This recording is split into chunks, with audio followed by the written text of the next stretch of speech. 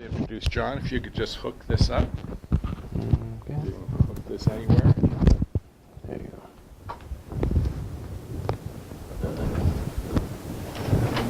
go. Okay. Thank you very much. All right. Thank you. Oh. All right. How y'all doing? My name's First Class Bole. You can call me John, Garrick, whatever. Currently active duty Army down at Fort Carson, Colorado. I'm a 12 Bravo, which is a combat engineer. So y'all got your little cheat sheets here. Basically, I'm a native here from Colorado. All right. Grew up here pretty much in Broomfield. Graduated Broomfield High School in '86. All right, so that's a little while ago. First thing I did in the military was I joined the Marines. And the main reason I joined the Marines is they were the first one to call me on the phone. I was getting towards graduation time. They called me first, and the rest is history. So I'm going to kind of go through a little bit about myself, about my time in the military, from '86 up to now, and then we're going to kind of go back and we're going to hit some pictures. I've got some video from the Iraq conflict, because I was there for OIF 1 all the way to Operation New Dawn is where they're at right now. And you can kind of see how well that's working out for them. But so to start back in '86, like I said, the Marines contacted me first. Went to Camp Pendleton, California. Went to school out there, became an infantryman, which is one of the largest MOSs, of course, with the Marines. And with that, I was actually stationed out at Camp Pendleton and worked with Alpha Company, 1st Battalion, 1st Marines, 1st Marine Division. So I was actually in the first, statistically speaking, the 1st Infantry Division, 1st Infantry Company in the Marines. Worked as a combat infantryman, which is just your basic infantryman. Carried a rifle, did a lot of training out in California, different parts of California. And during the course of my career, I went on to what's called Westpac Deployments. All right, so that's where I've got a little experience in different parts of the world, going to Korea, Hong Kong, Singapore, Thailand, Tinian, Saipan, Yap, Guam. So kind of went out of quite a few different places really quickly. Didn't really stay in too many places too long because the ships were continuously moving for those 6 months. But in my time in the Marines, really developed a sense of, I guess, just love of country, understanding exactly what stuff is worth here, and really understanding what we have that they don't have everywhere that I went. And this was back in the '80s. This is when the United States as a whole was quite a different place than it is right now. And really developed a sense of belonging, a sense of, you know, being a veteran, understanding this is what I really wanted to do. But that being said, after I finished my first 4-year enlistment, I actually wanted to get back into college. So I finished my 4 years, got out of the Marines. I was living out in California, and then Operation Desert Shield, Desert Storm kicked off. Was watching it on TV. That was one of the first conflicts where everything was covered like as it happened. All right, that was what was pretty unique about that conflict was as it happened there, we were watching it on TV at home. And I specifically remember on, it was right around Valentine's Day. I remember watching TV, watching the tracers going off as our bombers were hitting Baghdad, the knock on the door, and it was the postman with the certified letter. And he says, "Sign here, good luck." I'm like, okay. I thought maybe I'd won the lottery or something. I opened it up and it said, "Hey, Lance Corporal John G. Bole, you know, you're hereby reactivated for active service." So that's where they actually reenacted the reserves to pull us back in for the conflict. So came back home to Colorado, let them know what was going on. They put me on a plane. I flew out to Camp Lejeune, which is in North Carolina. And once we were out there, they put us in what was called RTBN-1, Replacement Training Battalion 1, because they had anticipated the fight in Iraq at that time was going to be quite intense. We were starting to build up forces down here in Saudi Arabia and down in Kuwait, just south of it, because obviously Kuwait at that point was still under siege by the, at that time, very large, very modern, very aggressive Iraqi army. So we were starting to train up, and while we were training, the actual invasion kicked off, and within 48 hours it was almost over. So what they did with us, they said, "Hey, we're going to finish your training, and then we're going to send you home." So I can say that I participated in Desert Storm. I didn't actually go to Desert Storm, if that makes sense. So I can't claim that I'm a veteran of going to Desert Storm. I'll get my chance to go there later. So that was pretty much it with the Marines. Stayed reserve for a while. Went back to college, was working on my associate's degree. I was working, and then a good friend of mine, Mike Petrick, who's an Army veteran, who was my roommate, was Colorado National Guard. And so in the early 90s, I believe about 92, 93, he talked me into talking to an Army recruiter for the National Guard here in Colorado. Went ahead and signed up with them, decided to go from the infantry route to the medical route, and I joined the 147th Combat Support Hospital, which was a MASH unit, which has been deactivated several years ago. So they sent me down to Fort Sam Houston, which is down in Texas, and then also William Beaumont Army Medical Center. I became a combat medic. I also became a licensed practical nurse. So the Army actually sent me through almost a year and a half of school. I was able to go ahead and challenge the state board, and I got my nursing license. So came back, stayed National Guard, worked at a civilian job, did weekends with the Guard. One of the notable things that I did with the 147th was we had what was called the Pope exercise. I don't know if you all remember back in the mid-90s, the Pope, I think it was John Paul, came here to Denver. And remember, that was out there in Cherry Creek, and it was a gigantic field. It was summertime. It was sweltering heat. And whoever organized that, you know, and this is the Pope, they should have, you know, kind of planned ahead for a lot of people, and they didn't. What they did was they just had a few porta potties, and they had like no water for these people, and it became actually a crisis. It became a state crisis because people, I think a few people actually, well, they were passing out all over the place. There was 2-hour lines for the porta potties. There was no water, so the state actually activated a lot of channels, a lot of donations, truckloads of water brought in there, but the National Guard was actually activated for that. So we call it the Popex. We were actually sending medics out there, set up a portable hospital out there, doing IVs and stuff. So that was an absolutely unintended mission that we took on. But it was kind of interesting how out of the blue with the National Guard you can get called up for something. Shortly after that, the 147th was deactivated, just the way, you know, the military is always downsizing. So I went over to the 220th MP Company, which is still active today. 220th is actually one of the larger organizations here in Colorado. They're a police company, but they're part of a larger battalion. And I'll get into them later because I actually did a deployment with them. But after being in the Guard for a while, I was kind of missing the whole active duty lifestyle. So I went ahead in 2001, went back active duty, and I got stationed here at Fort Carson. Well, one thing that you notice if you read through my bio, I actually have 5 different jobs in the military, okay, which in and as of itself, it's kind of unique that I'm kind of bouncing around because I've been an infantryman, I've been a medic, I've been a nurse, I've been an artillery forward observer, qualified as an MP, and then currently I'm a combat engineer. So, and every time that I would switch from active to Guard, back to active, they would switch my jobs on me. I tried to stay with just 1 or 2, you know, jobs I already knew, but the military always going up and down. They said, we'd rather use you as this. So when I went back active duty, I became a forward observer. And what that is, that's artillery forward observer. We call in artillery, close air support, mortars, and just observation duties.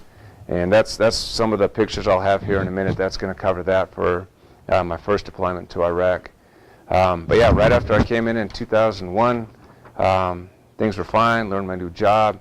My platoon, well actually my team, was in Camp Guernsey, Wyoming. We were doing some cross-training with the Special Forces, and we were acting like we were local nationals, and the Special Forces were going to come in and train us how to fight. So it was kind of a role-playing thing for them. It was an exercise for them. I remember being in the DFAC at Camp Guernsey, Wyoming, in the morning when the first plane hit the Twin Towers. And we thought, oh, you know, something's going on, this plane crashed. And then while we're still eating, the second plane hit. And then all of a sudden it became obvious something bigger was going on. They still sent us to the field. We had a little radio out there. And meanwhile, back here, or on Carson, everything was getting locked down all over the United States, posts overseas, and that's pretty much when the global war on terrorism started. So didn't really have too much exposure on our end though, because we were out in the field for a straight month, and we just had a little radio trying to listen to what was going on. But that pretty much changed everything. Obviously, from that second on, the military, my life was changed. And so with the active duty time that I was doing at that point, being a forward observer, we became much more active on our training. We were ramping up. Kuwait was heating up. Everything was really heating up over there. And that's when the invasion came, 2003. Again, I'll get into some pictures and some videos on that. Came right behind the third ID for those guys. So went through OIF 1, did my deployment time over there. I'll show you kind of like where I went up in there. Came back from that, actually got stop lossed. I know that was kind of a big word for a while. I was actually supposed to get out on a certain date, but I was right in the middle of deployment, and they said, you're not getting out until we're done with you. So even though I had a contract, it said, hey, you're getting out at this date. The Army, doing what it can as a federal entity, said, hey, we're going to go ahead and do what's called stop loss on you and keep you till we're done with you. So, so finished up my time in Iraq, got out of the Army, went back home here to Colorado, worked for a while, went back to National Guard, switched back over to the medical career, stayed working as a nurse. And at that point, after a couple of years of that, really started missing the whole military thing again. You know, anybody that's been in the military, as much as you hate it when you're in it, the moment you're out, you're going to miss it. And that's just a fact of life right there. So decided, heck with it, seeing what I could do. Went back active duty. At that point, I'd already met my future wife, Rose, who's in here with me right now. So that became kind of a tough point, because going back in the Guard, I was coming up on a deployment. We've been together for 2 deployments now. So she stood by me for those, which I really appreciate, obviously. So that was one of the bigger changes that I had to do in my life. So went back into the military with the Guard again, went with the 220th MP Company, went on another deployment to Iraq, went to Camp Cropper at the Victory Base Complex, which is right around Baghdad International Airport. Stayed there for a year, came back, and right after I came back, I really realized that I was missing the whole active duty Army all the time. So I went ahead and went back active duty, said, hey, you know, I'm a combat medic, I'm a nurse, I want to stay medical, and they said, we can't accommodate you. We can make you a combat engineer, or we can make you a wheeled vehicle mechanic. And I don't like turning wrenches. I like to have my privates turn the wrenches for me. So I went combat engineer, which actually I'm really glad I did. It's really a challenging but fun career. And I happened to get Fort Carson again, which works out since, you know, I'm from here, I got family here. Went back to Fort Carson. From 2001 to 2009, the military had changed quite a bit. Changed actually a lot. But went back to Fort Carson, ramped back up, went right back to Iraq for my 3rd deployment over there, and kind of been there ever since. Okay. So what I like to do is get a little more detail. I'm going to go through some pictures here, kind of show you what's going on. I've got a video. I can show you part of the invasion part, what I saw, what I did, and then we'll kind of move all the way up to other stuff I've done in the military. I've got some different pictures. I got some modern stuff, some modern engineering stuff, and then we'll open it up to questions and answers. Does anybody have any questions right now of me? Questions as we're going through. Go ahead and ask it. Oh yeah. We good? Questions? Ma'am? Okay, all right, so these are some pictures I have scanned on my computer, and then after the presentation I've got them all, this huge stack of pictures here. Like I said, I was a forward observer, and at that time we had what was called the Fist V, which is a 113 chassis. All right, this is a Vietnam era vehicle, and it has what on top there is called the hammerhead. All right, basically inside there is a laser system. Okay, so as a forward observer, you're relied upon to do it either by hand with a set of binos that are calibrated, and actually be able to look at a map, look at a terrain feature on the ground, and then identify that on the map, call in those coordinates, and then the artillery comes in, or close air support, or mortars or whatever asset we have. This vehicle, though, it's actually a 4-person vehicle. You got your driver. I'm up here where little Krusty the Clown is up there, and that little license plate. That hammerhead would come up and face forward, and that has a laser system in there, which is an antique now. They're about this big. When I was in, there was a huge thing called a glid. Now it's something about this big. All right. But this picture here is my vehicle. At that time when we were there in 2003, a lot of the propaganda from the Iraqi military and Saddam was still painted all over the place. Obviously that stuff is way gone now, but it was interesting to be there in that era when stuff was still all painted everywhere. All right, next slide. All right, there's me next to a blasted wall. Now what's kind of funny though is you see a lot of these stuff and you think this is kind of a wartime Iraq and it's all blasted and blown up. Honestly, that's the way the country looks. It probably looked like that before the war, so it all just kind of blended together. Now, granted, when we did fight over there, we blew a lot of stuff up, but honestly, the country was kind of like that beforehand.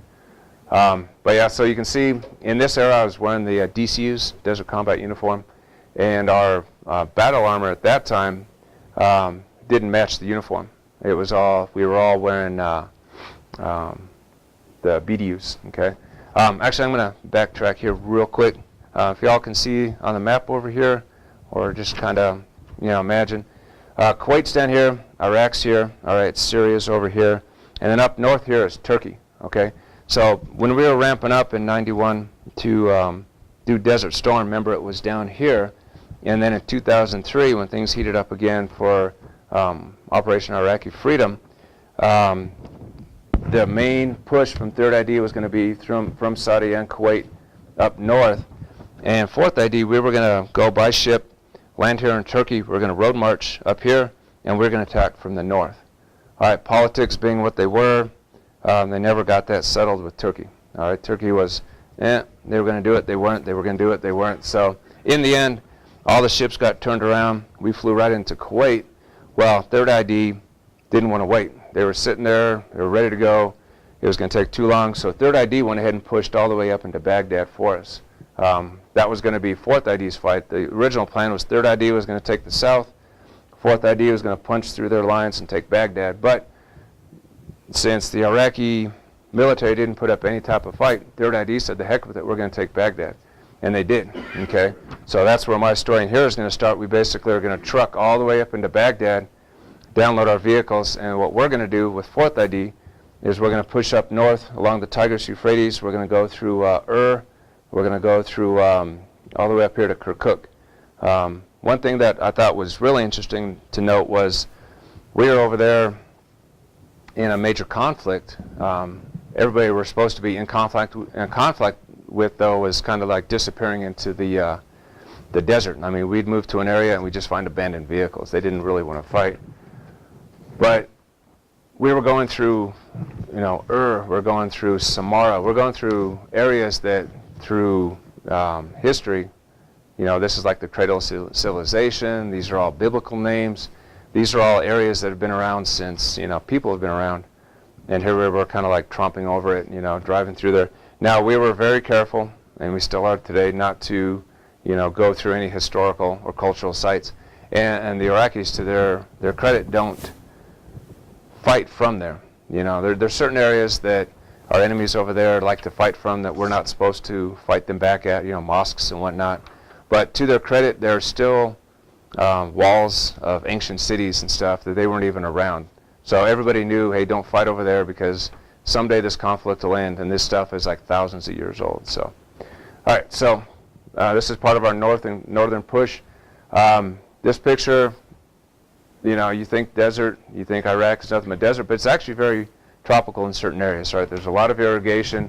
Like I said, the Tigris-Euphrates goes right through there. There's a lot of agriculture, especially in the northern part, a lot of cornfields, wheat, all sorts of stuff.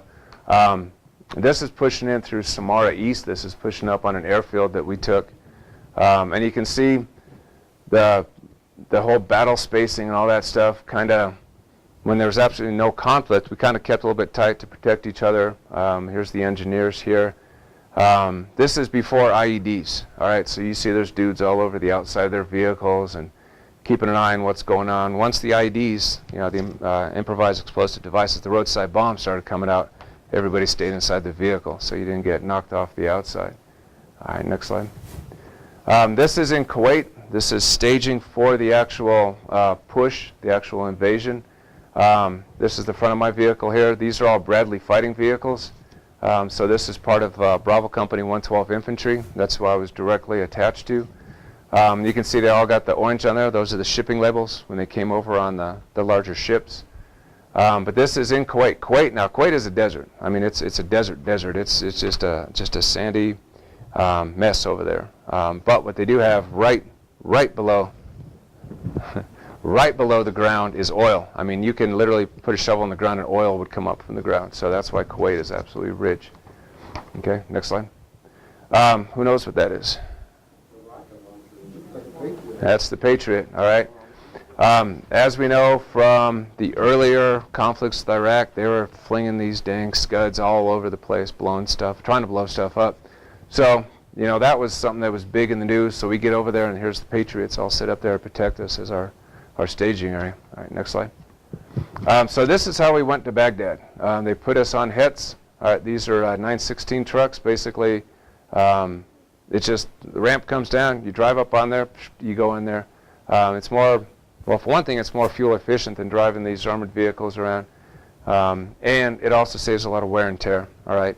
Now, the Bradley and other mechanized vehicles do pretty well as far as driving on the hardball road, on dirt roads and all that stuff. But it is quicker and more efficient to get them in there on the truck. Granted, the area has to be clear. All right. You don't want to be driving into an area of conflict and having your maneuver asset chained to the back of a truck. And this is kind of what I do now. Like I said, I was in a light armored vehicle myself, but this is more of an offensive asset. Now with the engineers, I'm actually dealing more with these. All right, next slide. All right, this is more of the staging area. This is part of 329 Field Artillery. Okay, this is directly who I'd be supporting the infantry, and these are the assets we would bring to them. All right, these are field artillery pieces here. Next slide. Okay, so here's my vehicle here. There's Fulton. All right, he's one of my. Right, sir. Yes, sir. Did you all use the Paladin over there? Yep. Yeah. Can you go back one?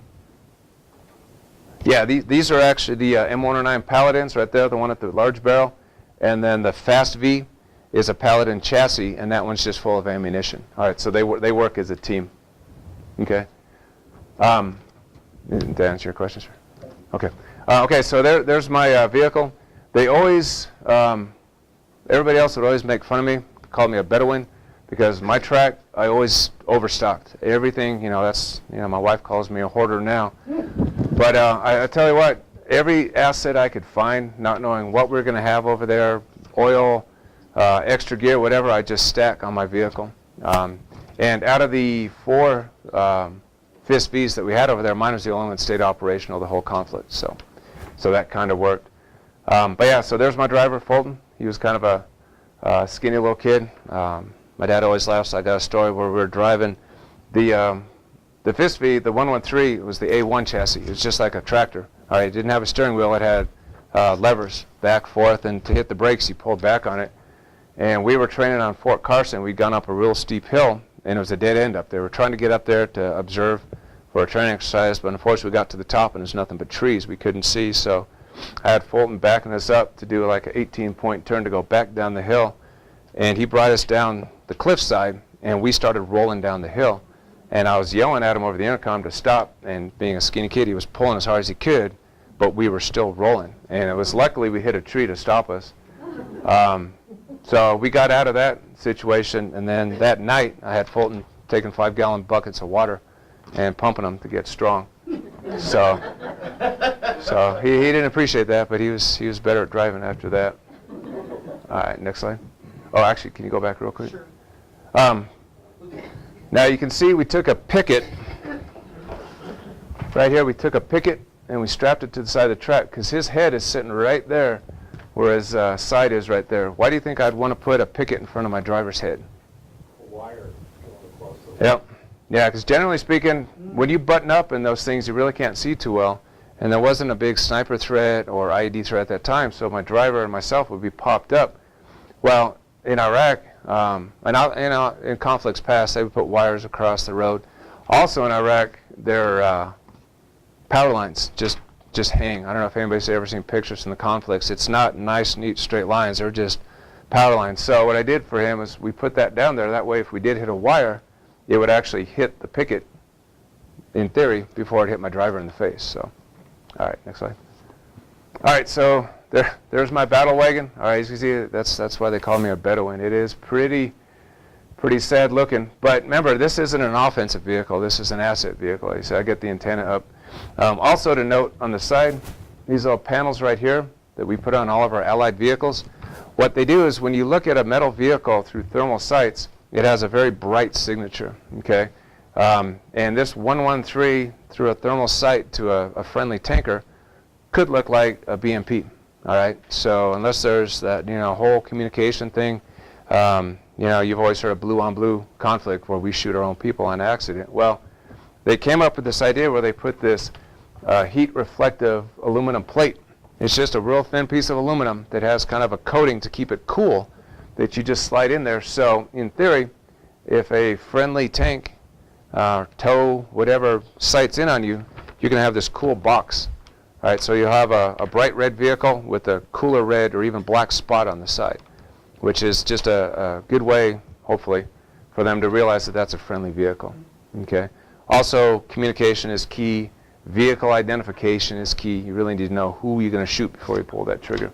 Okay. This is part of our forward march. This area up here was actually an interesting area. It was south of Kirkuk, but it was right here on the Iranian border. We'd actually come up from Baghdad, hit the border, and then we went up to Kirkuk. This area, we actually went there to help facilitate the surrender of an Iranian mercenary battalion, because Saddam had hired Iranian mercenaries with armor and stuff to supplement his armed forces in the north to help keep the Kurds in check. And so this, we're going in there to fight the Iraqis, and they were all surrendering or just disappearing. And somebody had made contact with an armed force up there, and they're like, hey, we're not Iranians, or we're not Iraqis, we're Iranians, we're mercenaries. So we actually went into an area and we told them, hey, all your tanks turn the turrets backwards. All right, that was a visible ID that these were operational vehicles, but they're not going to engage us. All right, so as we moved in, we had the jets flying overhead, and if one of those tanks would have turned, then they would have been obliterated. So it's just interesting that we helped facilitate the surrender of a battalion of another country, but there are mercenaries working for this country, or that country. All right, next slide. All right, so this was kind of like how we lived for about the first 6 months of the conflict. Always on the road, just sleeping right next to your vehicle so you can pack up and go. We didn't really have anywhere to live because we're always moving. There was really there was a clear picture. Hey, you're going to push through, you're going to secure areas, you're going to take out whatever enemy units you find, but there's really nowhere for you to stay. There's no permanent tents, there's no permanent buildings, so we just slept next to the vehicle like so. It wasn't until later that we actually secured a compound that, does anybody remember Chemical Ali? Remember that name? He was one of Saddam's top dudes, and they call him Chemical Ali because he helped develop their weaponized chemical program, wiped out a whole bunch of Kurds up north and stuff. Well, he had a... Something similar to BX. Yep. It was a organic phosphate-based poison. Yep. And what we did eventually, about 6-7 months into the conflict, is he had a large compound like a plantation. I mean, literally with groves of trees and stuff. He was long gone. The locals had already come in and kind of stripped that area clean. But we moved in. Finally, we had a permanent building. But until then, this is how we lived. All right, next slide. All right, so this shows us going down the road. We actually just went right down these main Baghdad or main highways going up through Baghdad. And even right in the beginning of the conflict, we were told, you're going to be pushing up there. Locals are going to stay away right off the bat. Buses, cars, taxis, honking their horn, waving at us and stuff like that. Because at that point, we were the Great White Hope. We were coming in. We were going to secure Iraq. We were going to kick Saddam out. We were going to kick his regime out.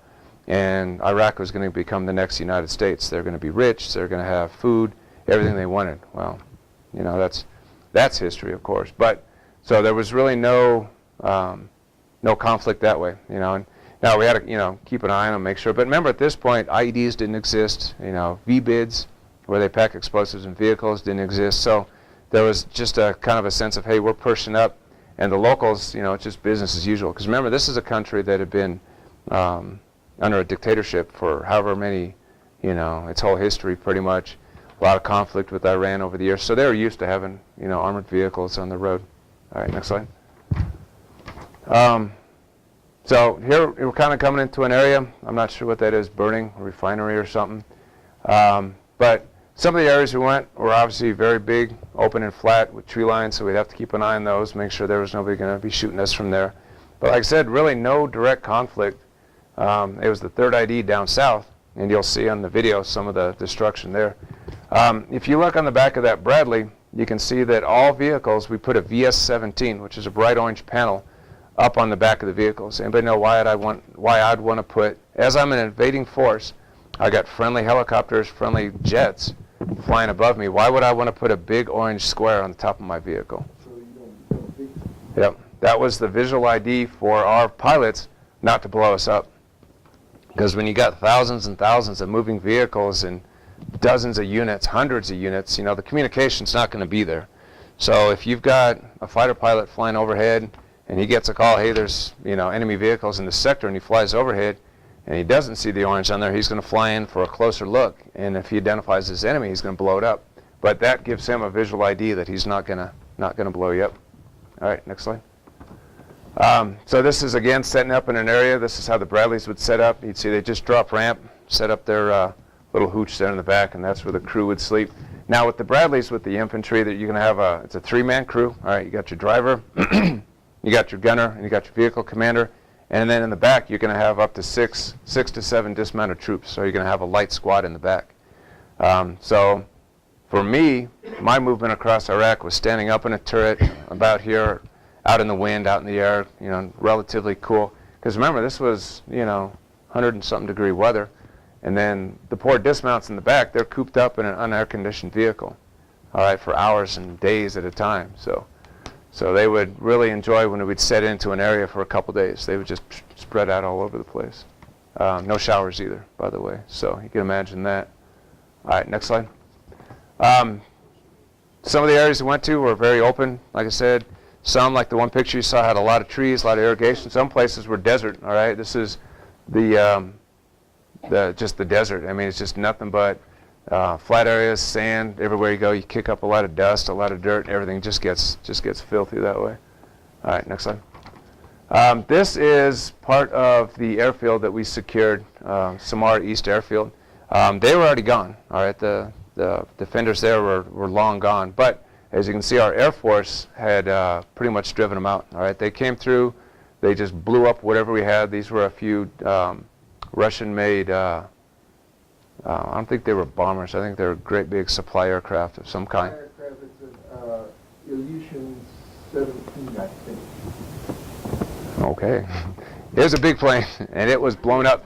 Well, that's Sergeant Myers and myself, and I mean, we were non-commissioned officers. We've been telling our kids, don't touch this, don't touch that. If you see it metal and shiny on the ground, don't friggin' touch it, just yelling at them.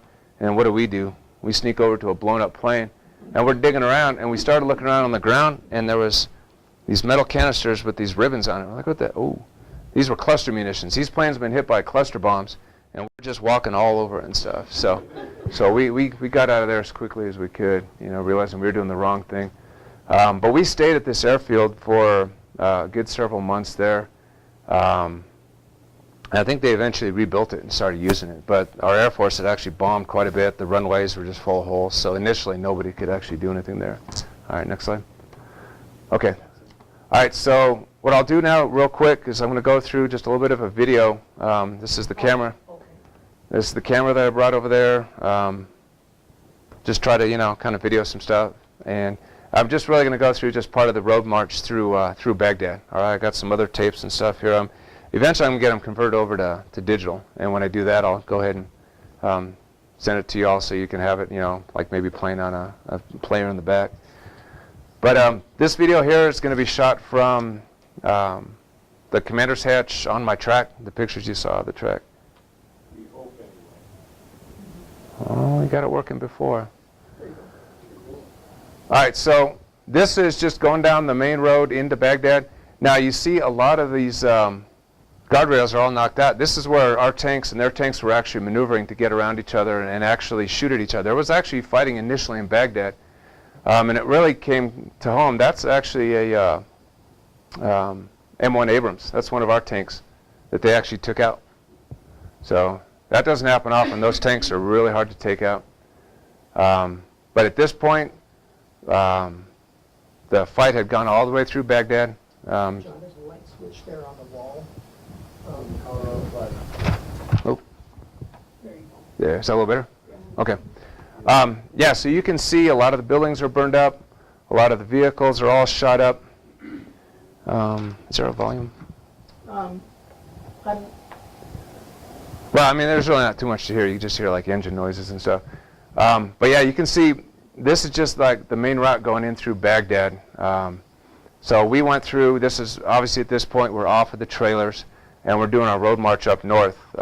Like there's the, I believe that's a medic vehicle in front of me.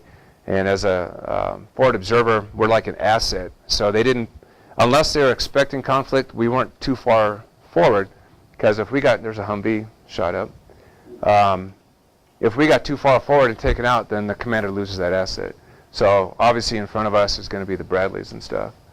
So, but yeah, obviously there was some fighting in Baghdad. So this is when it kind of became real for us. You know, before that, there was nobody there, nobody to fight.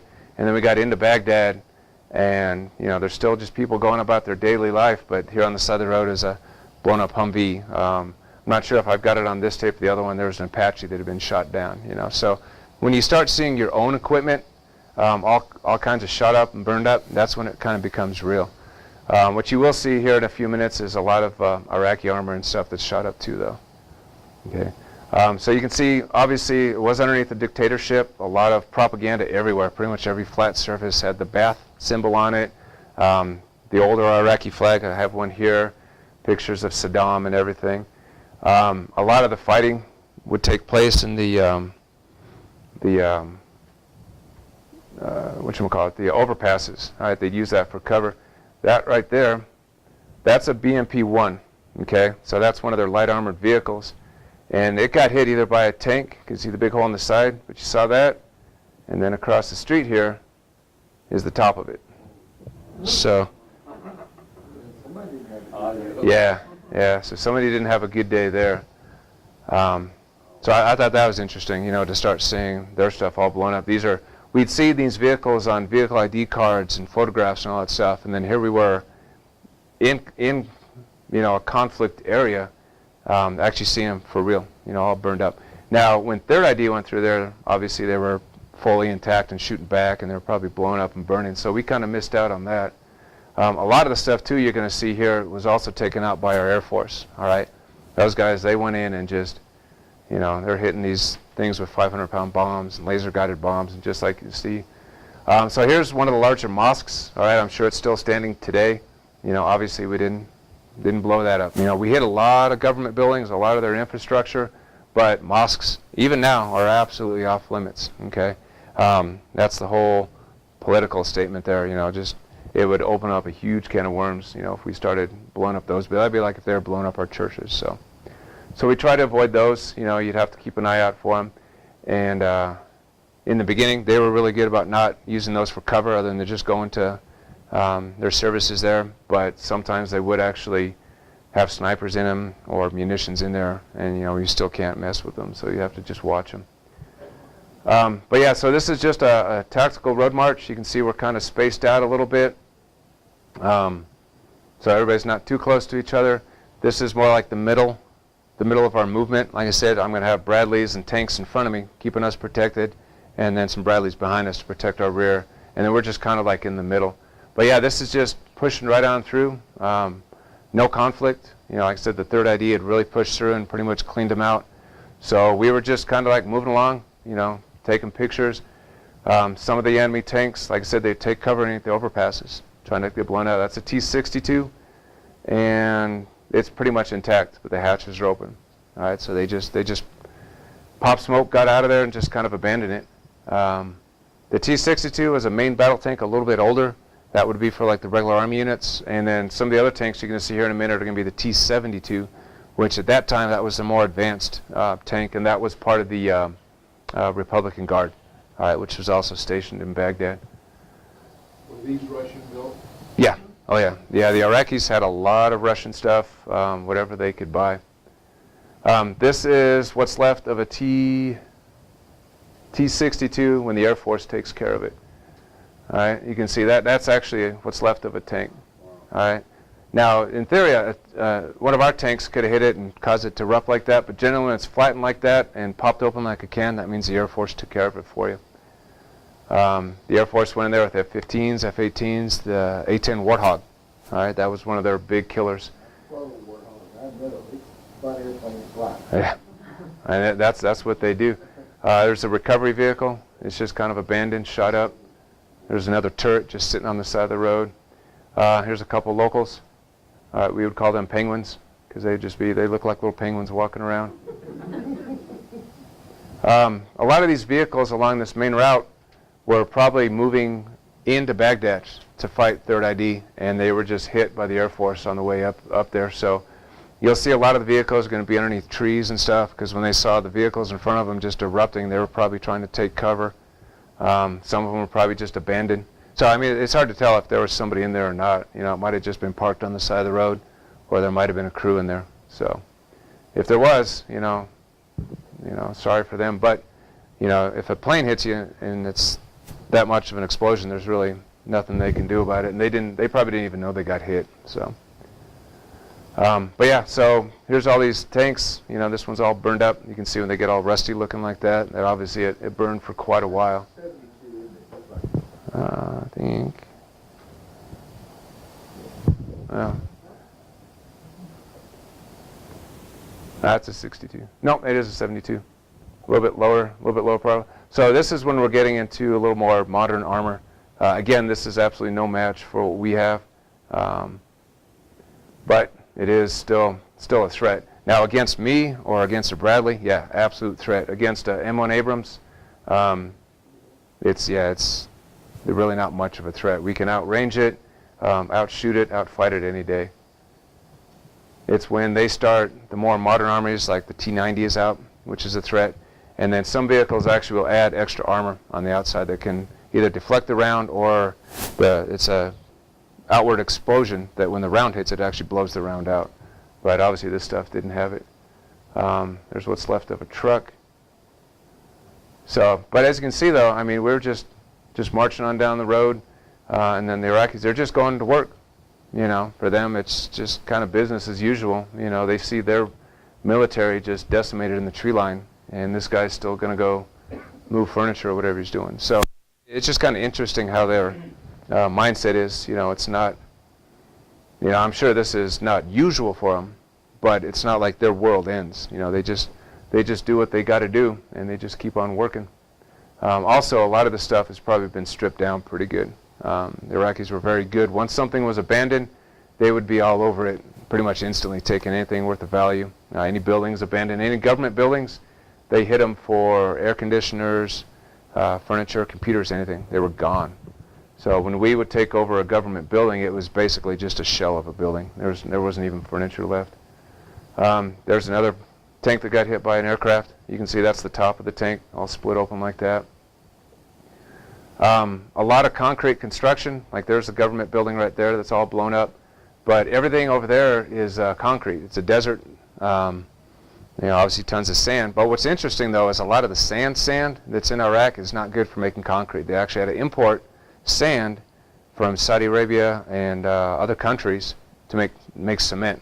For some reason the sand in Iraq is not conducive to making cement. There's too much salt in it, that's why. Is it? Yeah. So you'll see a lot of the buildings that you see are made out of cement because they last longer. Now, wooden construction over in Iraq doesn't last but a few seasons because it's just such an extreme temperature difference. I'll go and fast forward a bit here. Basically, though, this is how we went all the way through Baghdad, all the way up to Kirkuk. Yeah, there's like right of the Valkyries over there.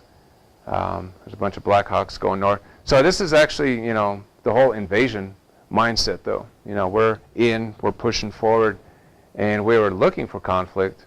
You know, that was our mission over there. But like I said, all we saw was just, you know, blown up vehicles and abandoned vehicles. And because the Iraqis, the military, they would just take their uniforms off, put on a little man dress, and they just go right into town. I mean, they just melted into the woodwork. And then, but now, if you look how this country looks, this isn't from conflict. This is how it looks today. All right, it's just a beat up country. You know, all the rubble and all the trash and everything you saw there. That's just the way the country is. We didn't do that when we bombed them. So I thought that was interesting. You know, but see here, you know, everybody's waving at us, smiling. You know, because like I said, at that point they were really thinking we were there to absolutely save them, and you know, which in one sense we kind of did. We got rid of the dictatorship, but you know, we didn't build a utopia that they thought we were going to do for them. Was this free? Yeah. This is the initial push through there. Now, if you go through the country, all that rubble and everything is gone, because what they've done is they've taken all the blown up vehicles and everything, and they've melted them down, they've scrapped them and stuff like that. So there's not a whole bunch of stuff, but a lot of the damaged buildings are slowly getting rebuilt. Some of them are still there. Oh yeah, their road regulations are zero. I mean, these guys do pretty much whatever they want to do. Now, what's kind of funny is that the roads are still just like this. You're going to see a huge mix of different civilian vehicles. You know, they got that was a Toyota, but they have Chevys. They have a lot of foreign makes over there. They have what's called bongo trucks. There's the cab. Cabs are really obvious. There's a 72 right there.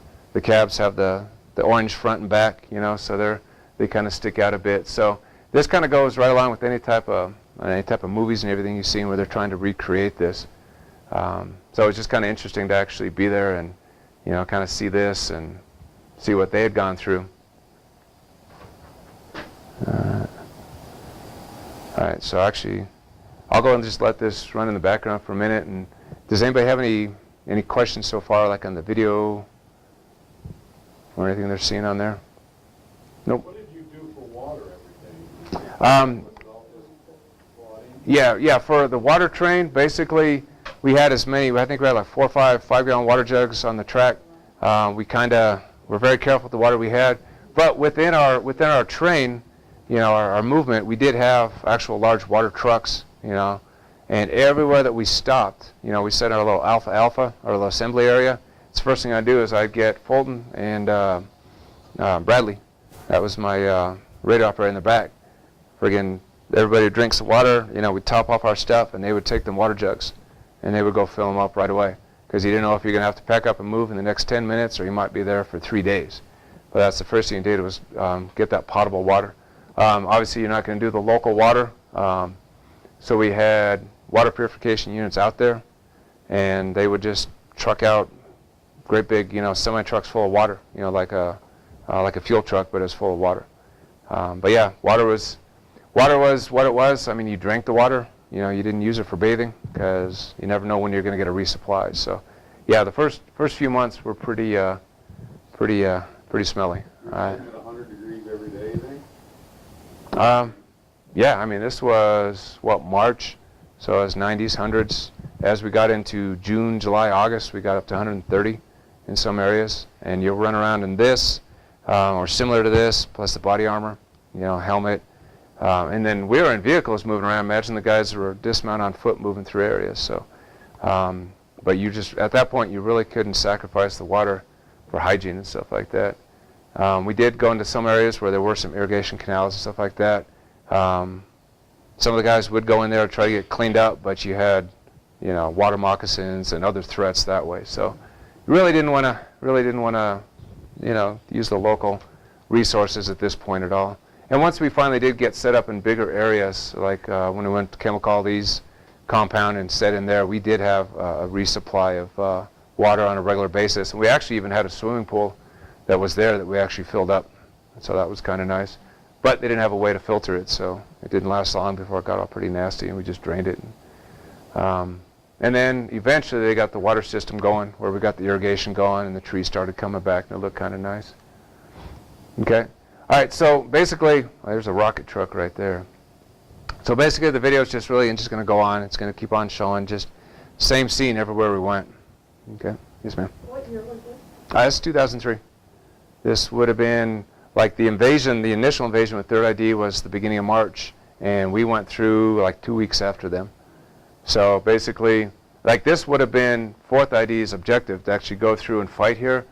But like I said, the 3rd ID waiting for us to come around, or all of our vehicles to come down from Turkey, they said the heck with it. We're just going to go ahead and push through. So they pushed through, like I said, Baghdad. At this point, this area is pretty clear or pretty secure. Here's a couple of friendly Stryker vehicles. So this would be like a TCP, traffic control point. They're all set up right there. Okay, so I'll go ahead and stop this here. We can go back to the slideshow. Yeah, but I said, like at this point, we're just pushing up. We went to what was called Kirkuk, which is a northern city, which is just right up here. This area up here, historically, this is Kurdistan, all right, which is even today it's an unrecognized nation of Kurds, which are almost like a Bedouin type tribe, but they're actually very huge. They're actually a nation that doesn't have their own nation, and the Kurds historically occupied northern Syria, southern Turkey, and northern Iraq. Well, Saddam had been battling the Kurds forever because he let the Kurds kind of stay up north, and then they discovered that oil was really, really easy to get up north.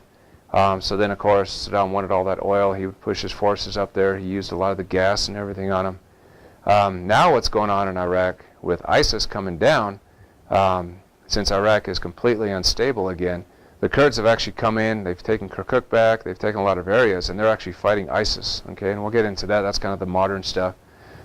So the Kurds are actually on their way back, but they're a force to be reckoned with. For us, the Kurds are pretty cool. The ones that we did encounter, they were friendly to us because, you know, they weren't anybody we were going to fight, and we kind of pushed the threat they had from Saddam out of there, okay? Which one is? So 588 Baghdad, Basra. Baghdad pigs. Okay. Yep. Okay, so these pictures here, this is when I was with the National Guard, with the 220th MP Company. We got a mission to go over to Iraq for a prison, to set up a prison, and we were going to set it up in Fallujah. Well, we're here in Colorado, like, hey, they're building a brand new prison in Fallujah. You guys are MPs, you're going to go there and you're going to open it up. You're going to train the Iraqis how to run a prison. So we're like, cool. So we're here in Colorado. We went to Fort Dix, New Jersey for training. We had us living on a FOB, which is a forward operating base, all right, to see how we're going to live over there. And the prison was still under construction.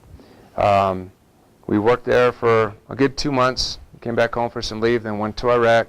And we landed in Baghdad, and they're like, yeah, the prison's not even started yet.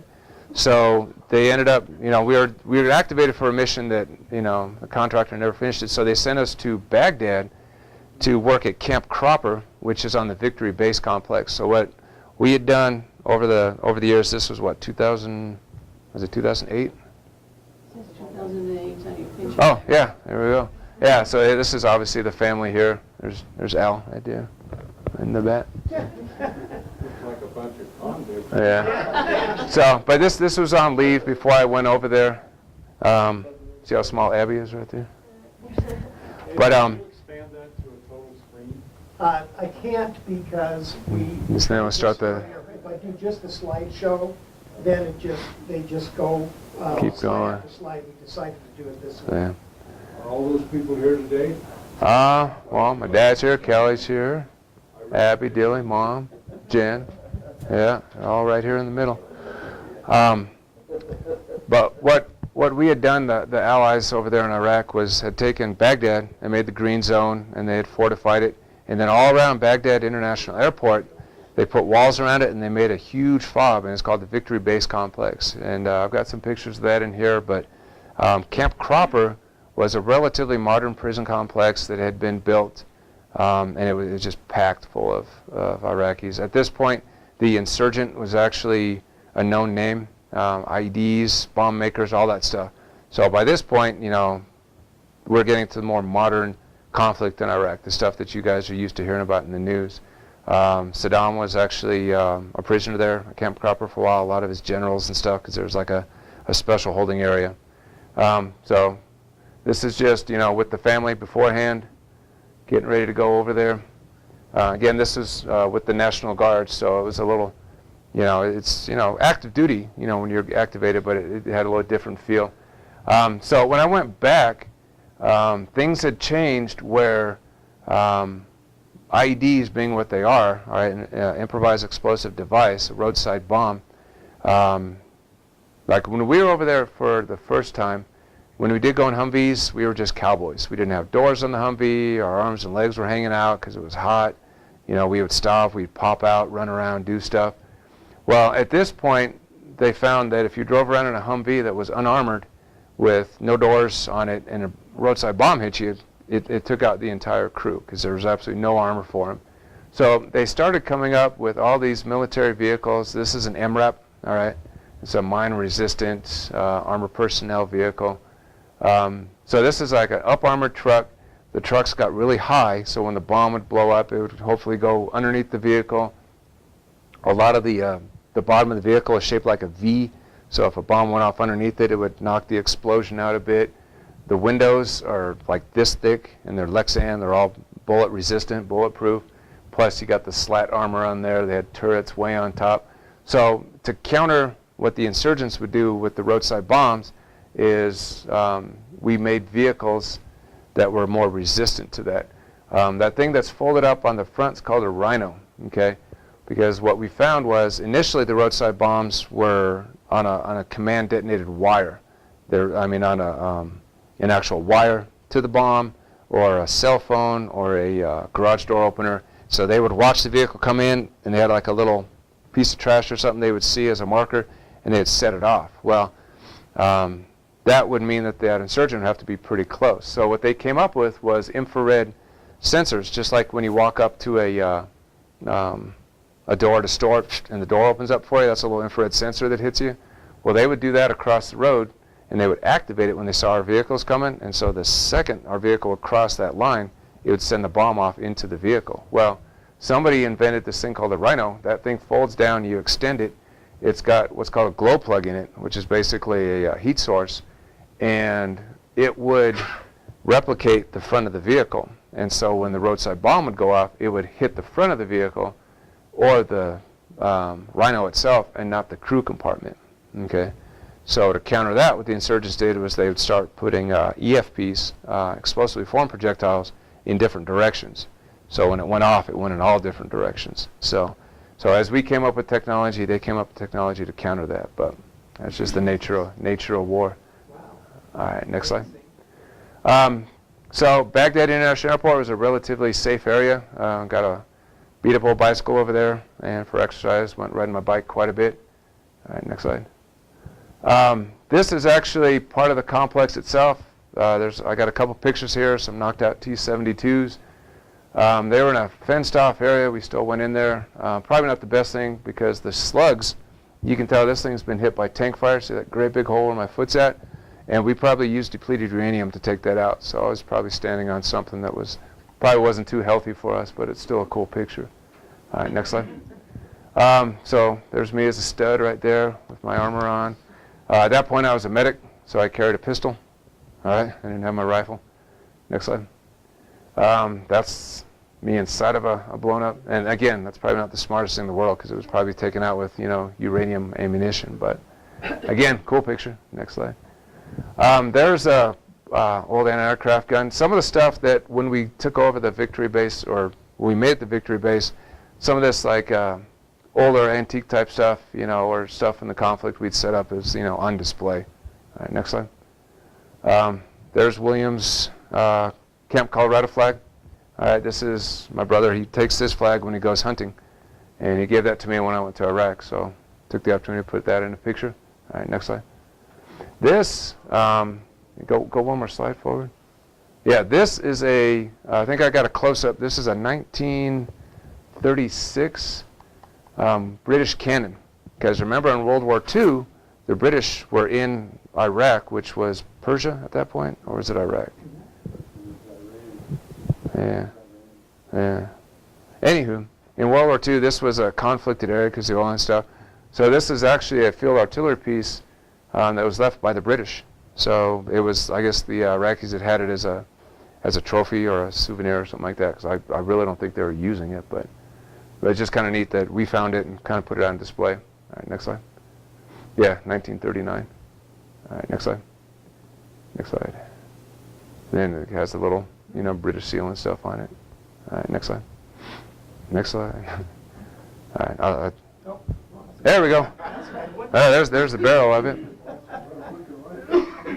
All right, next slide. Well, I didn't realize I had that many pictures of it. Okay.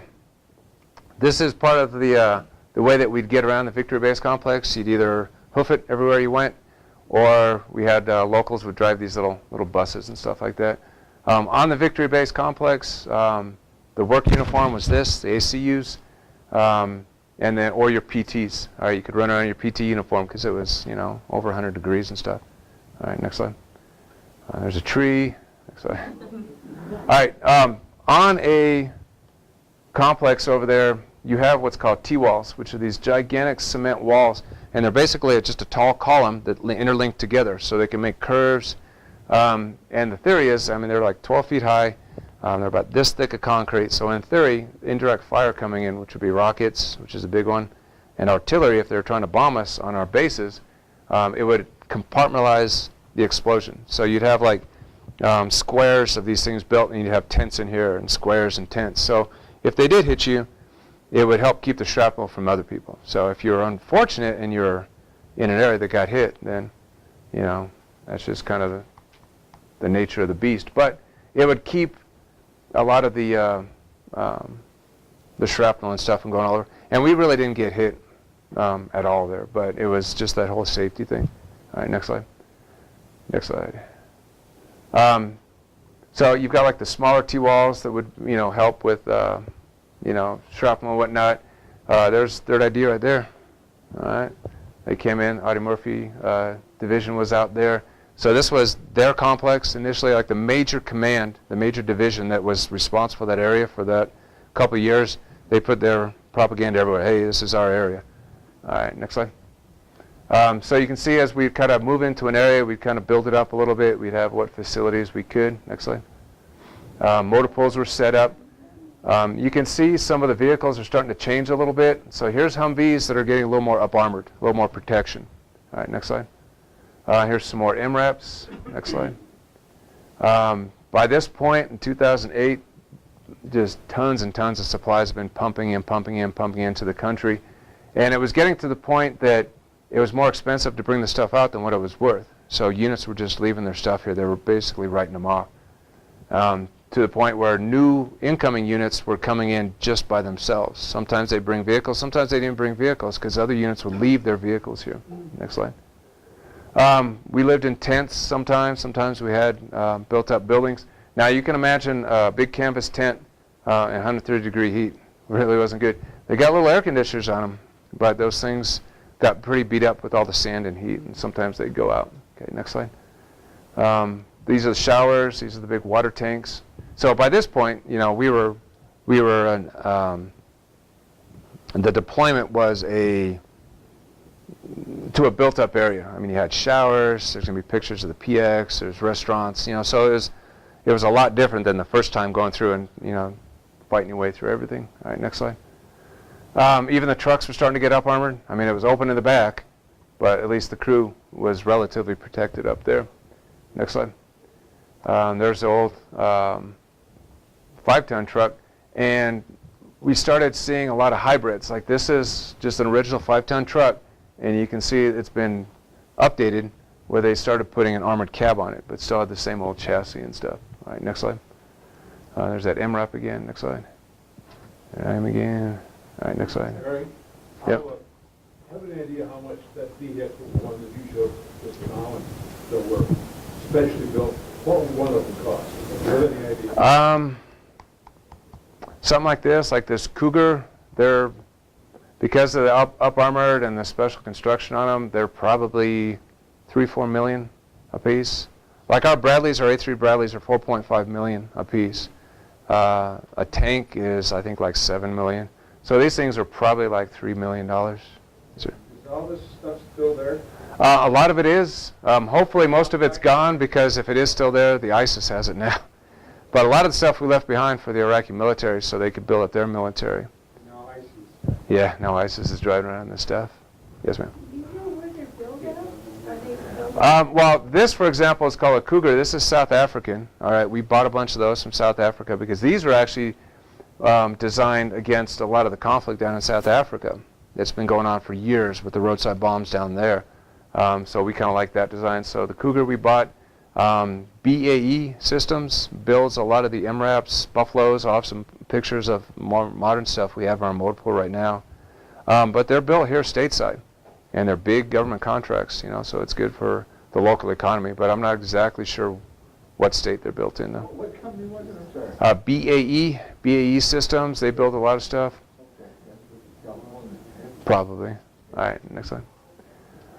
So here's a couple different types of MRAPs. The Cougar, it's got the Rhino in the front. Also, these great big fat antennas, all right, those are jammers. All right, those are electronic countermeasures that would be like the Duke system, the Warlock system. Basically, when we would go through a conflicted area, especially during route clearance, these things would pump out this white noise that would wipe out cell phones, but hopefully the control that the guy's trying to set that roadside bomb on. All right, but it's also kind of cool to drive around with these jammers on through a town and see people like hitting their phone and stuff like that, because it'd knock out all cell phone conversations. All right, next slide. Even the larger trucks were getting up armored, because at this point, I mean, roadside bombs were the biggest threat we had. It wasn't guys shooting at us. It wasn't bombs coming in, rockets coming in. It was the roadside bomb that was causing a lot of casualties. Next slide. Here's a up-armored Humvee. All right, it's got the Rhino in the front. It's got the big old push bar. It's got the up-armored sides. It's got the thicker windows on it. Even the turret's up-armored. All right, next slide. There's another view of it there. And then, of course, you see the Duke and the Warlock system on the back. All right, so it just makes kind of like a bubble of protection around it electronically. Next slide.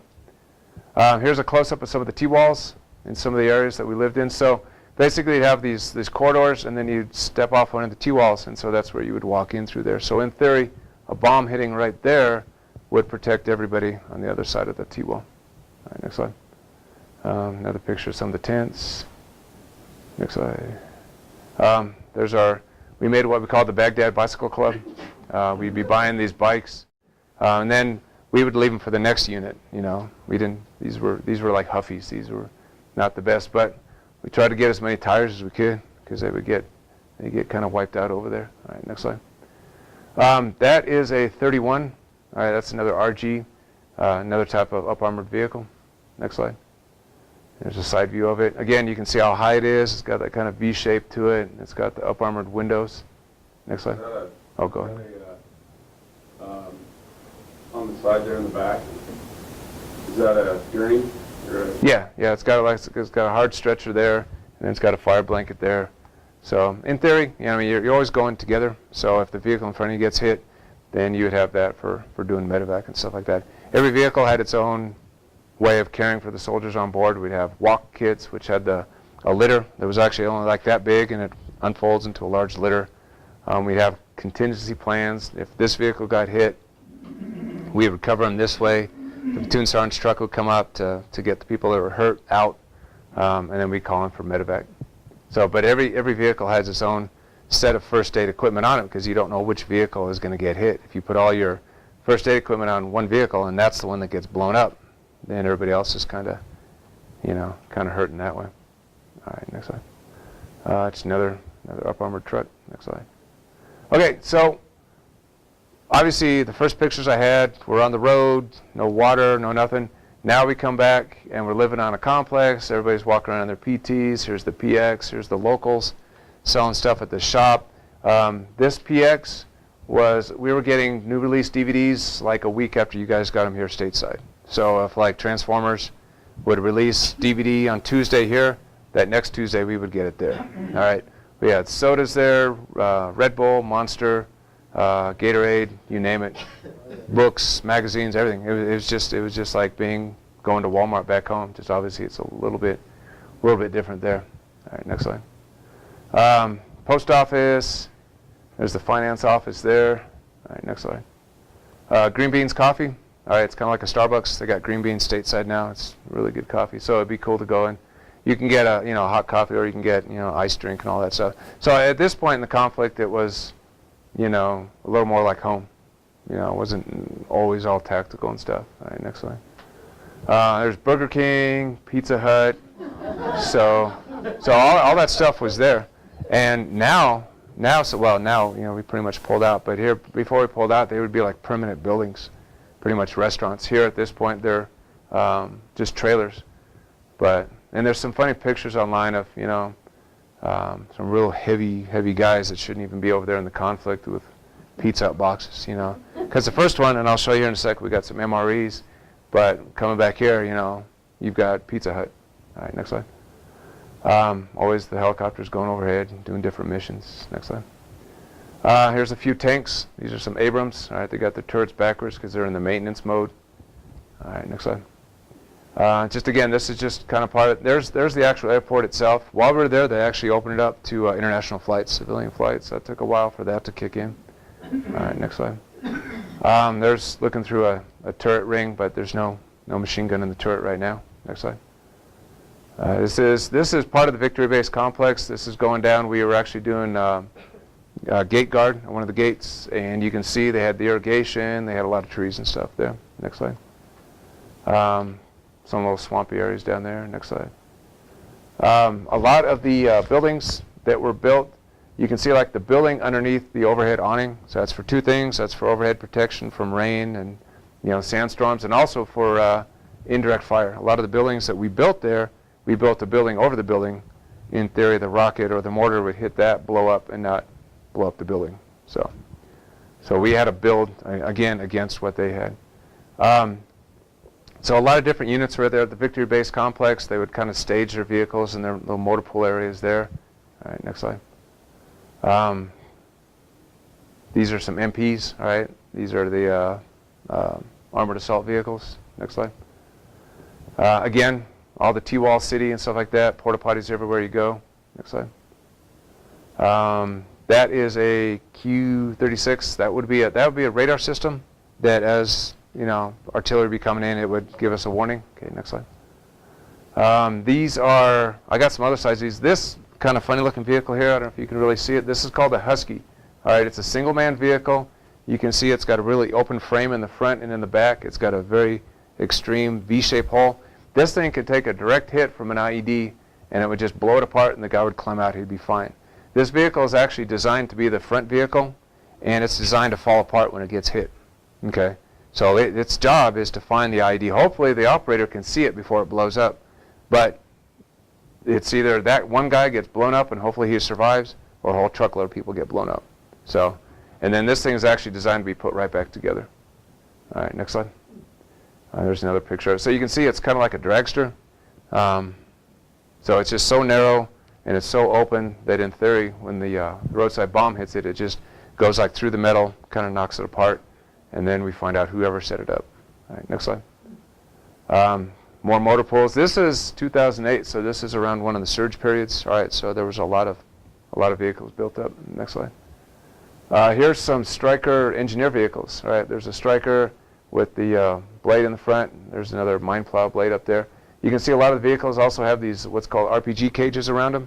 Okay, these are a strong metal cage around the vehicle that if a RPG, if a rocket hit it, it would detonate on the outside of the vehicle instead of going inside the vehicle and detonating, in theory. Next vehicle. All right, there you go. All right, next slide. There's another Cougar. This one's a little more upgraded. It's got the Warlock system. These are like toolbox and stuff on the outside. Some of them, I may have some pictures. There's an external slat of armor on the outside. Okay, next slide. There's an up-armored truck. Next slide. This is called the V-Scan. This is a blimp that's tethered to the ground, and it's got this super high-tech camera. You can really zoom in.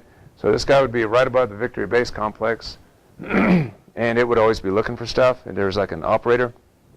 And if somebody saw something, they would call it up, and they'd try to move the camera over to see what was going on. And it blew away one time. The rope broke, and it landed in some farmer's yard. This is USO. This is a Toby Keith concert. He came out to visit us. Next slide. And you can just keep on going. So they're all getting all set up. So we would, go there to go see the Toby Keith concert.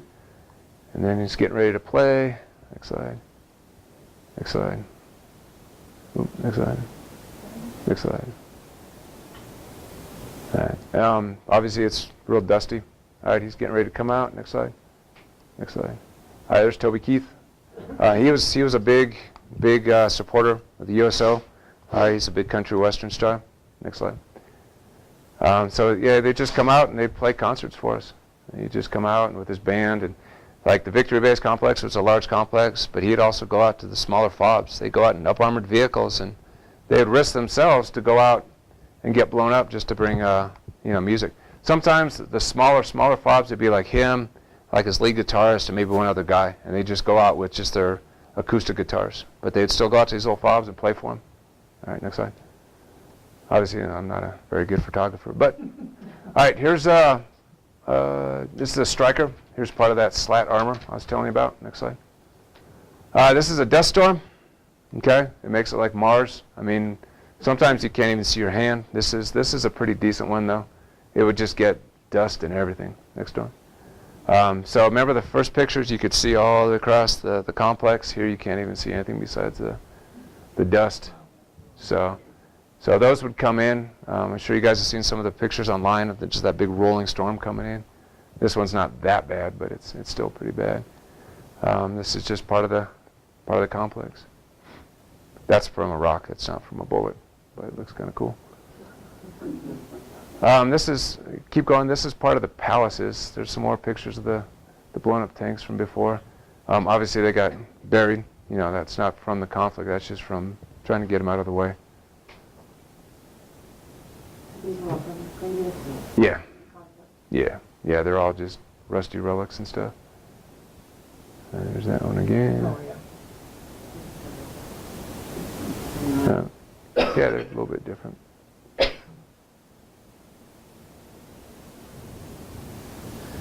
you can go through these kind of quick. There should be some pictures of the palaces in here. Okay, these are some of the palaces on the Victory Base complex. This is when this was the Ba'ath Party headquarters, which was the Uber Iraqi government. All right, next slide. These are like some more of the secured areas. We could go in there, ride our bikes to there, but this is where the military intelligence and stuff was. So it's a big irrigated area, these great big lakes. This is one of, I think, this one or the other one, the name of the palace was Victory Over America Palace, and it was still under construction, and we dropped a couple JDAMs in it. So it's actually all blown out on the inside.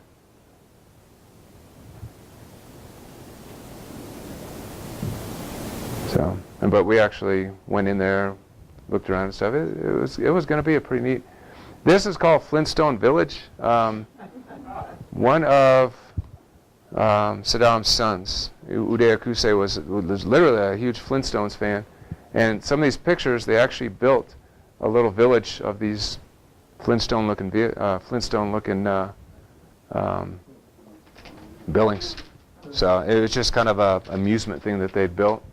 Then of course we go in and instead of preserving the historical quality of it, we spray paint all over it. But that's neither here nor there. So it's just kind of interesting. See, that's showing a lot of the damage. You can see it kind of blew out from the inside.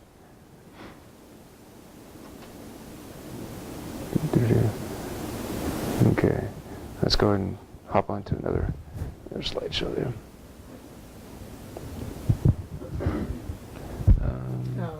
By the No, just the Basra. Basra. Yeah. All right, real quick. This was my last deployment. This is when I was a combat engineer. Went over to the southern part of Iraq, down here in Basra, which is right down here. Basra was a big British-held area during the initial conflict, and it's a big area for the shipping. A lot of the international shipping, with the trade and stuff starting to open back up.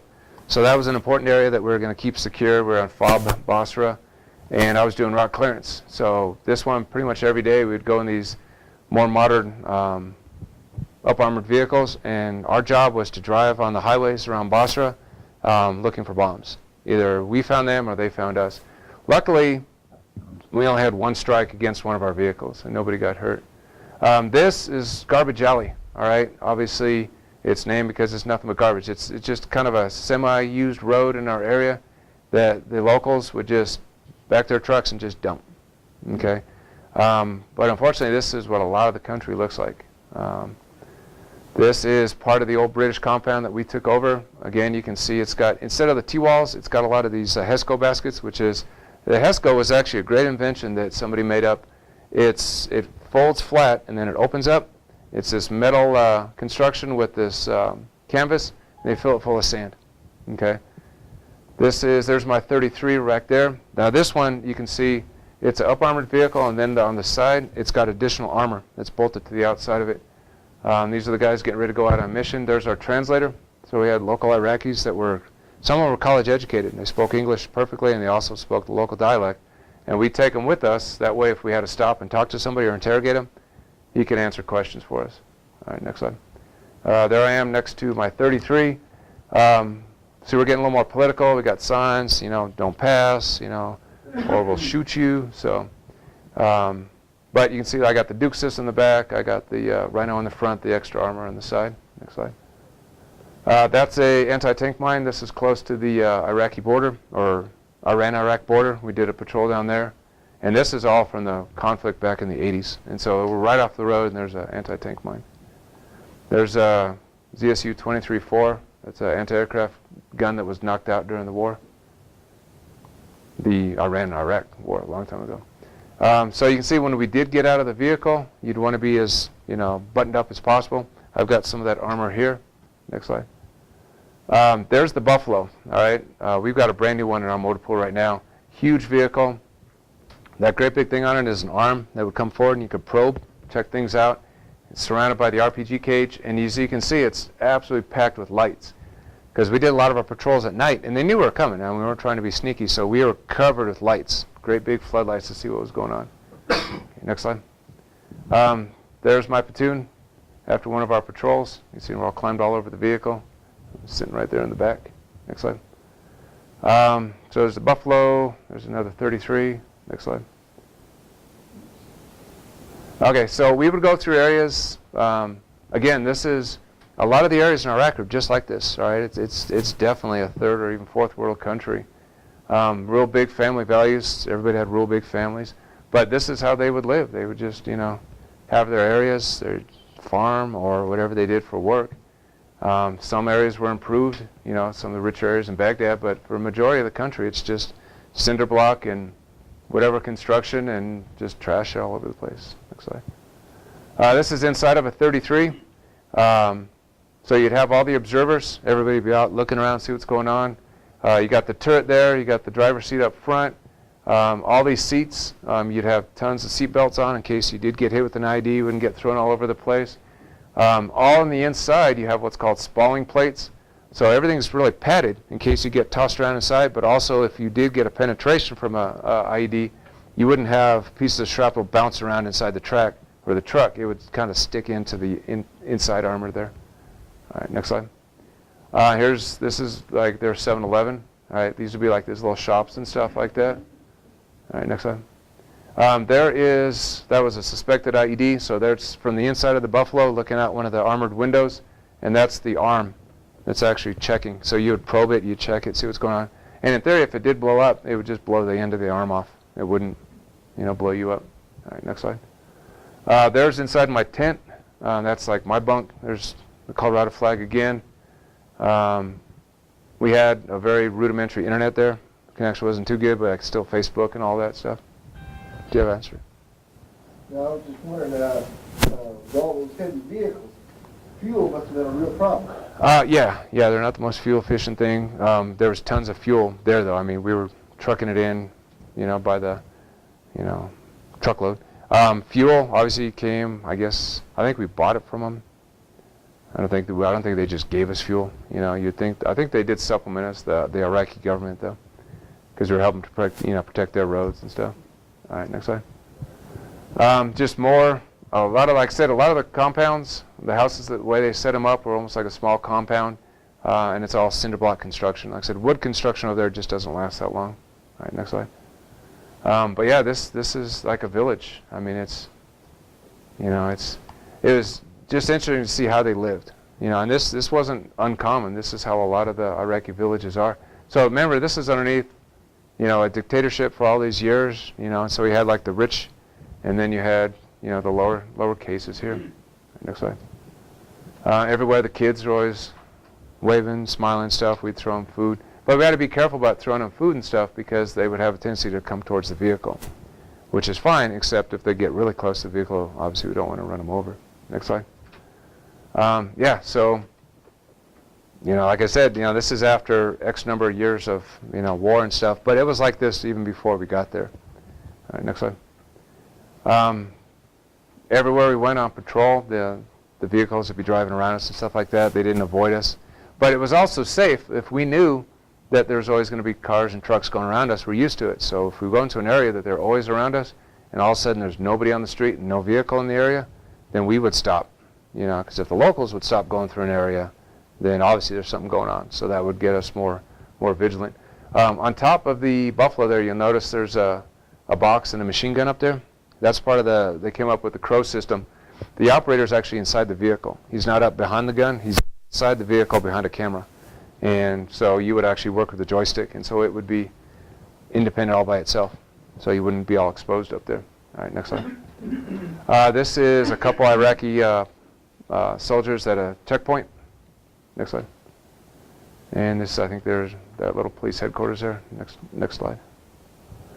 This is down in Bosnia, so I think this would have been the Euphrates, one of the main rivers going down towards the coast. Next slide. There I am outside the vehicle again. Next slide. So this is my point of view in the 33. So when we do the actual route clearance, you're all spread out. Like I was the number 2 vehicle.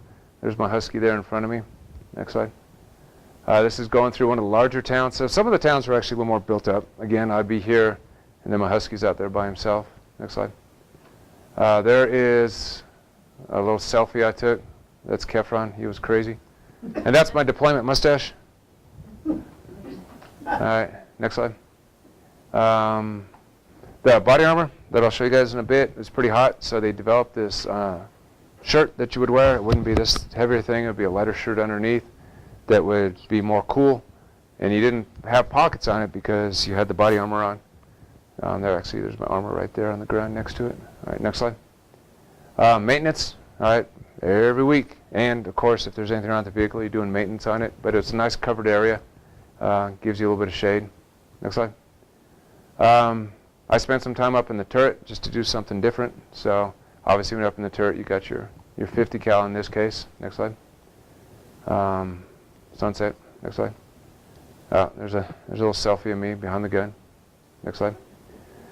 There is a pretty common local transportation there. They'd have taxis, have bongo trucks, but it was real common to see a lot of horse-drawn carts. And we have to watch out for those guys because they would just be shooting in between us and stuff like that, or they would just go right down the middle of the road and be all hitting our horns trying to get them out of the way. Next slide.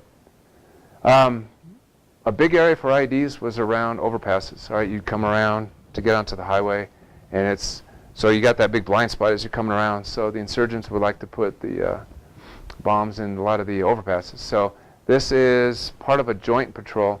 Like you got the American soldiers over there looking around, and then you got the little gaggle. That's Iraqi engineers.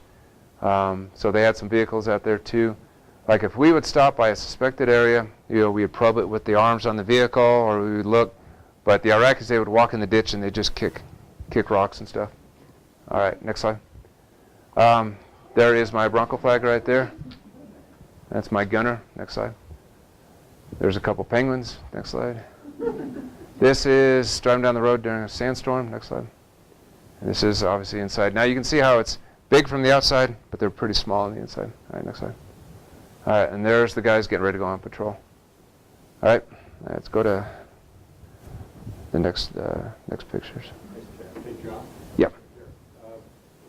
It's Yeah. an hour and a half now. Yeah. Yeah, I'm kind of going long-winded here.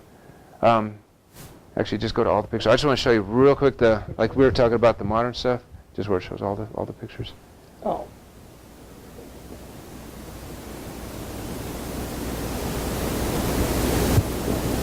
And just kind of scroll all the way down to the bottom. oh, here. Yeah, keep on going. Oh, this one here. Oh,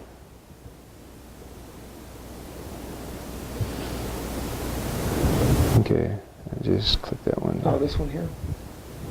All right, so real quick, so this was taken last week. This is the Bradleys that I work with now. All right, next slide. This is the new Buffalo we got. Okay, so you can see it's a pretty massive vehicle, and it doesn't have the armor on the side. This is in our motor pool at Fort Carson. Next slide. And there's me for scale. Next slide. All right, that's a close-up of the Huskies that we're talking about. Next slide. These are some Caymans, or no, these are 31s. Next slide. And then this is one of the more modern engineer vehicles. This is called an assault breacher vehicle. It's a tank chassis. Okay. It doesn't have the main gun on it. It has a huge, you can see the blades over there. But on the back, it's got what's called Miklik systems, which is a rocket that on a long rope, it has a whole bunch of explosives that sets it across a minefield and blows it up. All right, next slide. And then we won't go through all these. These are my guys now. So you can see how the uniforms have changed over the years. When we go out and do our field training, it's full battle rifle, full weapons, everything. So you're kind of used to moving around. And then we do like all the simulated medical training and stuff. Okay. So those are just obviously a bunch of pictures and stuff I've got. What I got up here to go through is just kind of like some show and tell stuff. If you guys want to come up afterwards, but this is the body armor that we've got right here. It's got the plates front and back. All right, this armor here just as itself without the plates, and y'all can later on come up and see how heavy it is. Just the armor itself can stop some shrapnel and 9mm bullet, and then the armor plating there can stop a AK-47. It's supposed to. And it's been tested out by a lot of people in conflict. It's actually been shot a few times and they just got right back up. Okay. This right now, it's got the magazines in it, but there's no ammunition in it. But this right now is probably close to like 60-something pounds right now. Actually, when you're in conflict, this plus all the ammunition in here, plus radio and all the other stuff you've got, plus your big old heavy helmet and everything like that, you're sitting with about 80-something pounds of gear. And it actually did a historic comparison. A medieval knight in all of his metal armor weighed less than what we wear in the conflict now. Okay, so these helmets are all Kevlar now. They're bullet resistant, so like a direct hit from a bullet would absorb most of the impact. It would knock you out, that's for dang sure. But yeah, it's a lot better protection than the old steel pots. Okay. Other stuff that I brought. Oops. This flag here, I got. This is from the beginning of the conflict. So this flag here shows the old Iraqi flag. All right, it's got the 3 stars on it, which was for Iraq, Syria, and somebody else. There's like 3 different Islamic states, but the actual handwriting on there is Saddam's handwriting. It's some Allah something. So this was the flag from the beginning of the conflict, and then it's changed. This is a little bit smaller, obviously. It's changed to a more modern font, so it's not his handwriting, and they got rid of the stars. Okay. I'll have this stuff to pass out. This is money. Okay, these are dinar. I've got pre-Saddam money in here, which has like horses and stuff on it. You've got Saddam money, which he's on every single bill. And then, of course, after he was gone, it's a little more modern, and it doesn't have Saddam on it anymore. Yeah. This is shrapnel from some of the rocket attacks. All right, so if you guys think of, in the movies where the bomb goes off and shrapnel is really small, actually this is actually smaller than like artillery shrapnel, but this is the type of stuff that when the artillery round or the rocket hits, this is stuff that's flying through the air. And this stuff, most of this is from a rocket attack that hit right next to our bunker in Samara East Airfield.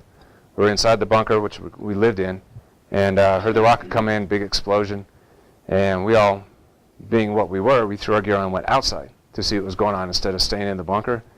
And so me and the CO, we jumped in the hole when it was still warm, because what you can do is you can kind of see where the artillery or the rocket came in from, because you stand in there, you see the V pattern, and then you shoot a back azimuth, and then you call it the artillery and say, this is where it came from.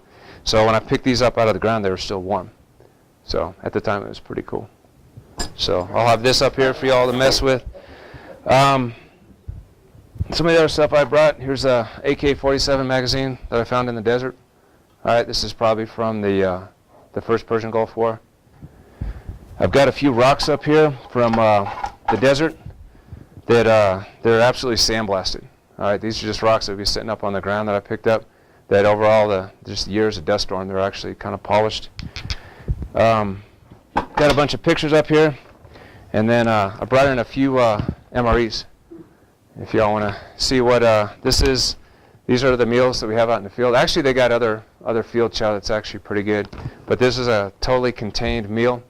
They're actually not too bad, all things considered. A lot better than the old K rations and stuff like that. So I'll have these up here for y'all to look at. This is a Coca-Cola bottle from Iraq. It's got the Iraqi writing on it. And then I wanted to show you all this. This is what's called the IFAC. This is the Improved First Aid Kit.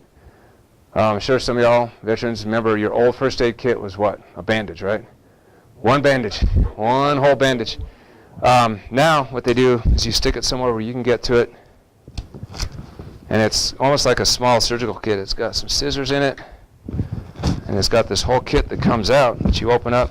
It's going to have the extra tourniquet in it. Then you open this thing up, and it's a full kit. Okay, so they're real big.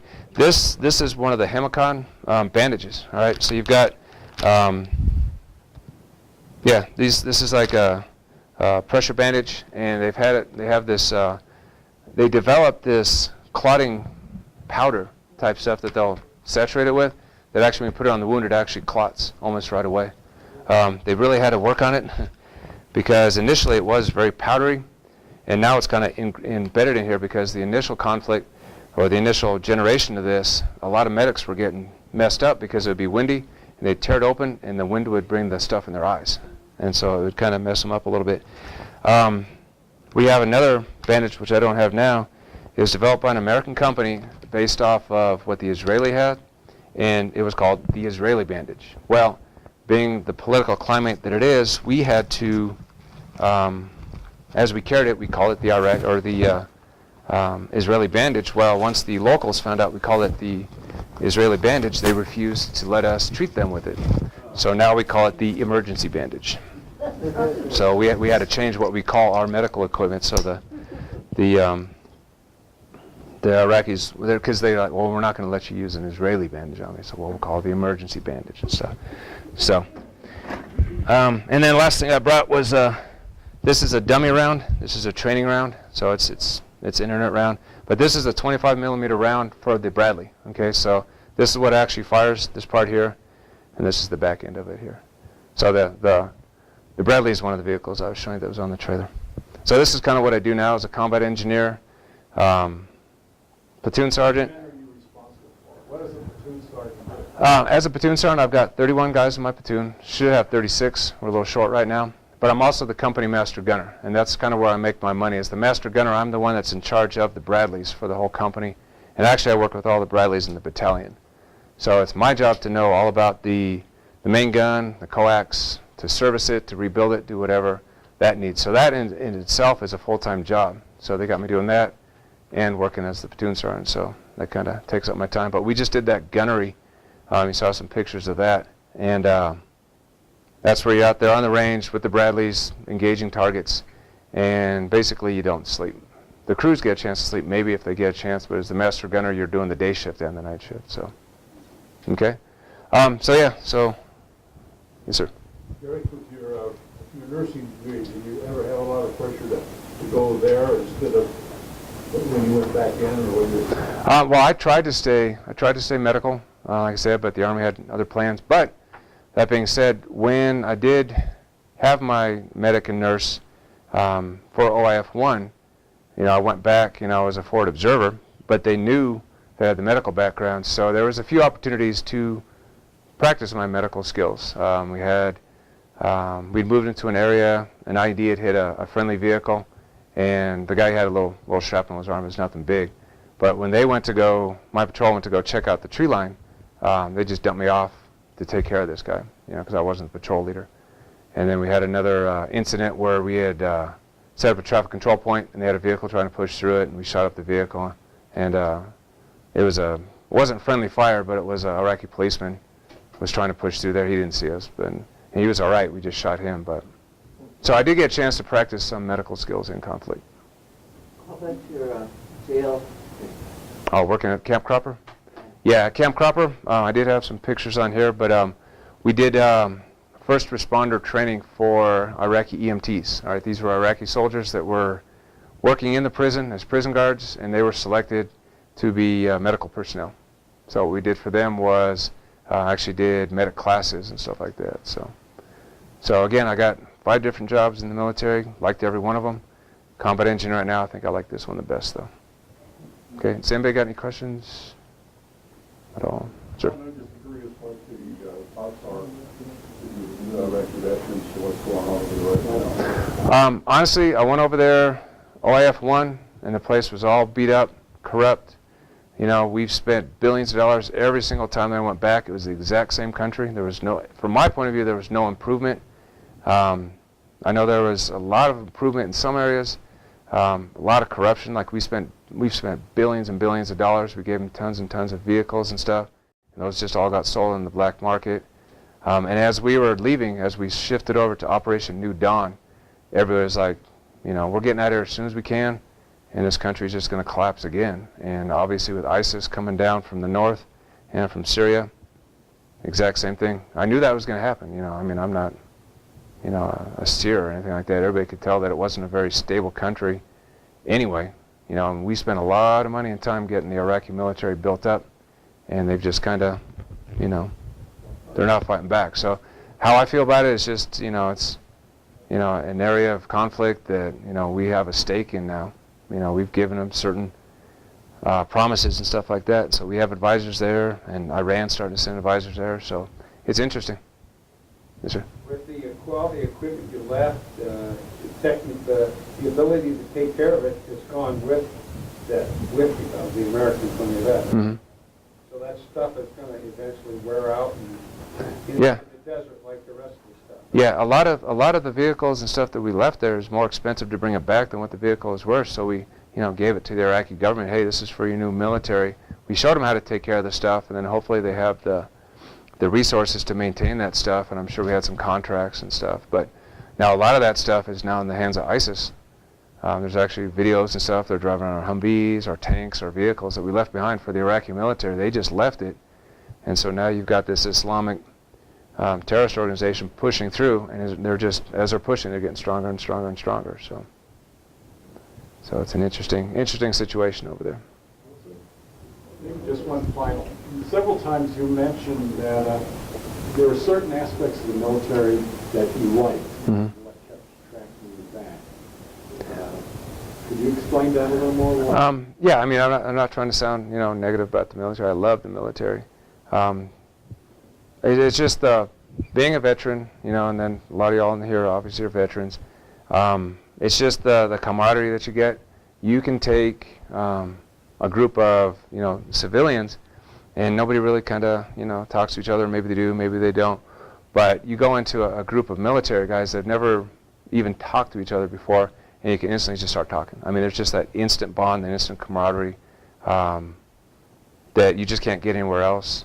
You've got the safety, the security. It is a good job. Well, actually, we can't really call it a job. It's a career. Okay. For some, it is a job. They get in to do it 4 years and get out. But for me, it's a career. It's a lifestyle that I really enjoy. Like I said, I've been in and out of the military since '86. I've grown up in there. I'm the old man in the platoon, and I'm taking care of 19-year-old kids. But I'm still keeping up with them the best I can. We do PT and all that. Because overall, the quality of soldiers coming in just isn't what it has been. A lot of y'all veterans today really wouldn't recognize the military as it is now compared to when you were in. There's a lot of rights that that these kids have nowadays coming in that they wouldn't have with a civilian job, and they kind of take advantage of that sometimes. A big thing right now is females in the military. They're being pushed into combat MOSs. Like my company, my commander and my first sergeant are both female. And in Alpha Company, they have 2 combat engineers that are females. And they're expected to do the exact same thing, you know. So that's be interesting how that, you know, eventually they're going to be in the infantry and stuff too. They're already in armor units. So that's a big change and stuff. But yeah, it just kept on coming back because it's just a great life. The respect that you get. Plus, it doesn't hurt that, you know, a lot of restaurants give you a little 10% discount. So when you go out. So yes, sir. Yeah, hey, talking about the females in the military. For some time, I was squadron commander in South Carolina for the Air Force. And one of my cadets, who has progressed along, a little small girl about this high, is now a command pilot for a C-17 who makes the run to Afghanistan every week with an all-female crew. Oh yeah. And she took her first flight with me. Yeah, like I said, my commanding officer is a female. Now in my company, like I'm a 12 Bravo, I'm a combat engineer, so I'm a sapper platoon leader or a sapper platoon sergeant. The next platoon over is route clearance, and then the other platoon is horizontal, so you got 12 Novembers. So you got, like, we're the engineers that will build the wire obstacles and blow obstacles up, do route clearance, you know, in the other platoon. And the Novembers, they'll actually build stuff. They'll build buildings, they'll build ditches. So we're an engineer company that builds and destroys stuff. So 12 Novembers have had females in it for quite a while. So that's where we're getting these higher level, you know, higher ranking female soldiers in the company. But 12 Bravo just recently opened up. So they're starting to get those in. Well, thank you so much. Okay. Yeah, thank you.